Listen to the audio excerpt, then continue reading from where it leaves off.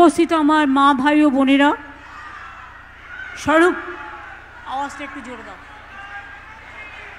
উপস্থিত আমার মা ভাই ও বোনেরা, আমি নদিয়া জেলার সকল প্রান্তের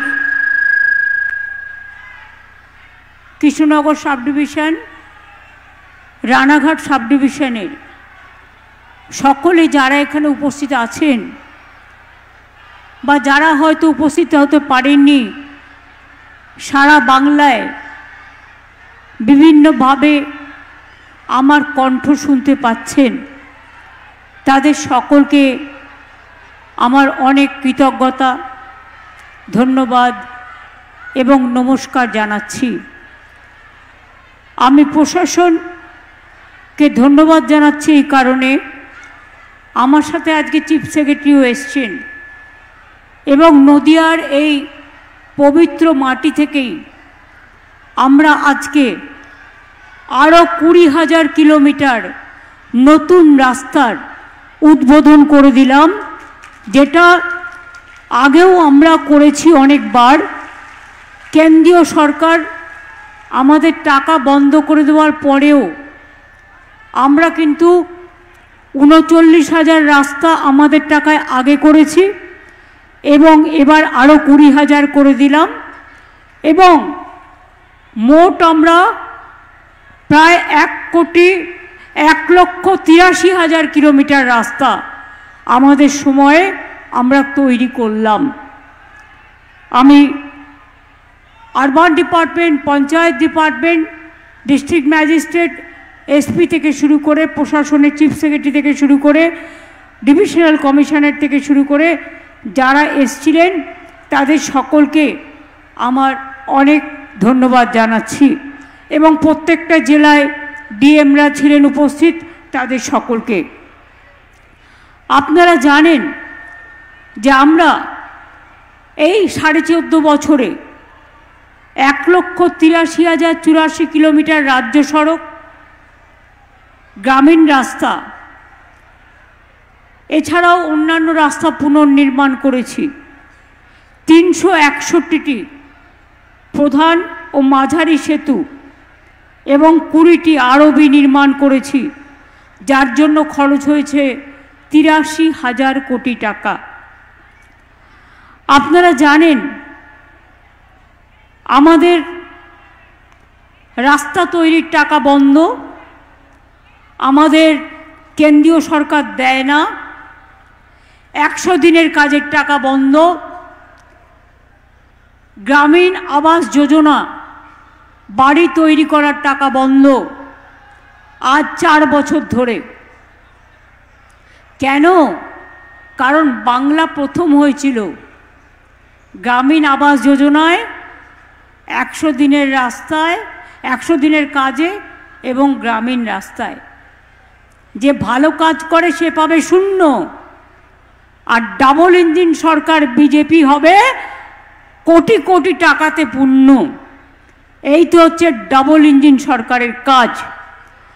তা সত্ত্বেও 100 দিনের কাজ বন্ধ করে দেওয়ার পর আমরা কিন্তু কর্মশ্রী প্রকল্প পাল্টা চালু করেছি এবং সেই কর্মশ্রী প্রকল্পের মাধ্যমে আমরা কিন্তু ইতিমধ্যেই 78,31,000 জব হোল্ডারকে কাজ দিয়েছি। 20,776 কোটি টাকা ব্যয় করে আমরা 104.58 লক্ষ ম্যান্ডেজ তৈরি করেছি। এটার কাজ এটাই। তারপরে আদালতের নির্দেশ পেয়ে, হাইকোর্টের নির্দেশ পেয়ে 6 মাস ঘুমিয়েছিল, সুপ্রিম কোর্টের নির্দেশ পেয়েও করেনি। হঠাৎ একটা চিঠি পাঠিয়েছে, তাতে যা কন্ডিশন দিয়েছে, এটা ডিসেম্বর মাস, আজকে কত তারিখ? 10 তারিখ, 11 তারিখ। এবার এসআইআর শুরু করেছে, মাসে একটাই মাস, জানুয়ারি মাস। ফেব্রুয়ারিতে ইলেকশন ডিক্লেয়ার হবে। তার মধ্যে বলছে প্ল্যানিং তৈরি করো, একটা গ্রাম সভায় 10 জনের বেশি কাজ পাবে না। আরো অনেক নিয়ম কানুন দিয়েছে, টেন্ডার করো। একটা টেন্ডার করতেই তো 3 মাস চলে যায়, আর মার্চ মাসে ফাইন্যান্সিয়াল ইয়ার শেষ হয়ে যায়। এটা আমাদের সাথে চালাকির খেলা। আমরা বলি 4 বছর যখন দাওনি, 5 বছর যখন দাওনি, তোমাদের ভিক্ষে আমরা চাই না। আমরা 100 দিনের জায়গায় 75 দিনের কাজ করেছি।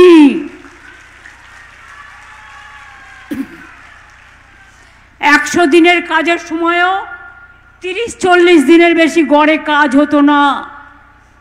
আজকে কর্মশ্রী প্রকল্পে অ্যাভারেজ 70 দিনের কাজ হয়ে গেছে, এবং আরও 5 থেকে 10 আমরা আরও করব।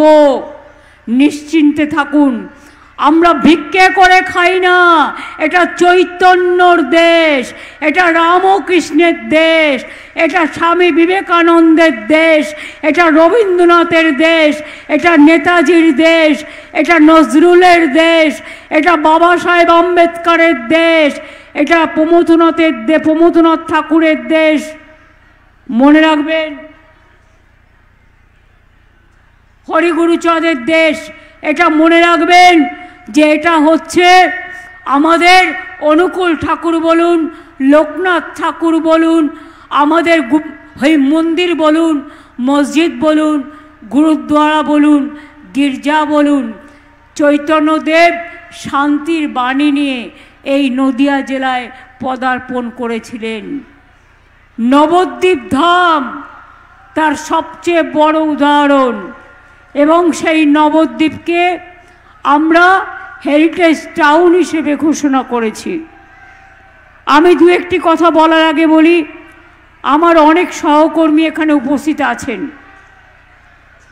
তাদের সবার নাম বলতে গেলে আমার অনেক টাইম লাগবে, সংক্ষেপে বলছি। এই জেলার প্রেসিডেন্ট মাইকম্যান যে আছেন, মাইকটা ঠিক করুন প্লিজ। মহুয়া মৈত্র এবং রানাঘাট জেলার প্রেসিডেন্ট দেবাশিস আছেন, আমাদের সকলের সিনিয়র শঙ্করদা আছেন, নন্দ আছে, উজ্জ্বল আছে, স্নেহাশিস আছে, তারান্নুম সুলতানা মীর আছে, রূপবানুর আছে, কল্লোল আছে, পুণ্ডরিকাক্ষ আছে, আলিফা আছে, বিমলেন্দুবাবু আছেন, সুমাল্য ঘোষ আছেন, স্বপন ঘোষ, সুশান্ত মণ্ডল, কনিষ্ক চ্যাটার্জি, দেবব্রত মুখার্জি, সুখদেব ব্রহ্ম, দিলীপ পোদ্দার, হাসিবুল মালিথা, আমাদের কার্তিক চন্দ্র মণ্ডল, সোমেন বিশ্বাস, আশিস চ্যাটার্জি, লীলুফর হাসেন শেখ, অয়ন দত্ত, স্বরাজ সরকার, জুলফার আলী খান, জুলফিকার, আমাদের ব্রজকিশোর গোস্বামী, মুকুটমণি অধিকারী, মমতাওয়ালা ঠাকুর, তাপস মণ্ডল, সঞ্জয় মুখার্জি, সোমনাথ সহ আরও অনেকেই আছে। আমি সবার নাম হয়তো বলতে পারলাম না, তার জন্য আমি দুঃখিত। আর যারা উপরে বসে আছে তারা সংখ্যায় কয়েকজন, কিন্তু নিচে যারা বসে আছেন তারা অসংখ্য। তারা কিন্তু আমাদের দলের সম্পদ, এবং তারাই কিন্তু মামাটি মানুষের সম্পদ।